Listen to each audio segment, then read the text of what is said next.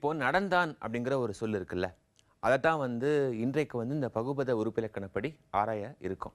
ஆனா அதை செய்வதற்கு முன்னால இந்த பகுபத உறுப்பிலக்கணம் பத்தி கொஞ்சம் அடிப்படையான ஒரு விஷயத்தை நாம தெரிஞ்சுக்கணும். என்ன அப்படின்னா, ஒரு சொல்லுல என்னென்ன உறுப்புகள் இருக்கு அப்படிங்கிறது தான். இப்போ என்னென்ன உறுப்புகள் அப்படின்னு பார்த்தோம்னா, பகுதி, அப்புறம் விகுதி, இடைநிலை, சந்தி, சாரியை, விகாரம். இதை பற்றியெல்லாம் நம்ம நம்முடைய மொழியறிவோம் நிகழ்ச்சியில ஒவ்வொன்றாக பார்க்க இருக்கோம். இப்போ மறுபடியும் நடந்தான் அப்படிங்கிற அந்த சொல்லுக்கு வருவோம். இந்த நடந்தான் என்ற சொல்லுல பகுதி என்ன? நட.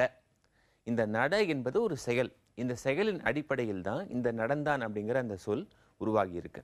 இந்த பகுதி என்பது எப்போதுமே ஒரு சொல்லினுடைய முதல்ல வரும். இந்த பகுதி தான் ஒரு சொல்லுக்கு இன்ன பொருள் அப்படின்னு தீர்மானிக்குது. இப்போ இந்த நடந்தான் அப்படிங்கிற அந்த சொல்லையே நீங்க எடுத்துக்கோங்களேன். நட அப்படிங்கிற அந்த சொல்லில் இருந்து தான், அந்த வினை அடியில் இருந்து தான் இந்த நடந்தான் அப்படிங்கிற அந்த சொல்லை உருவாகி இருக்கு. இந்த பகுதி தான் இந்த சொல்லுக்கே ஒரு பொருள் தருது அப்படின்னு சொல்லலாம். இது பகுதி. இப்போ அடுத்தது விகுதி. இந்த விகுதி என்பது எப்போதுமே சொல்லினுடைய நிறைவு பகுதியில தான் வரும். இப்போ இந்த எடுத்துக்காட்டில் பார்த்தீங்கன்னு வச்சுக்கோங்களேன், இந்த நடந்தான் என்பதுல விகுதி அன் என்பது தான். இந்த அன் என்பது ஆண் பால் விகுதி.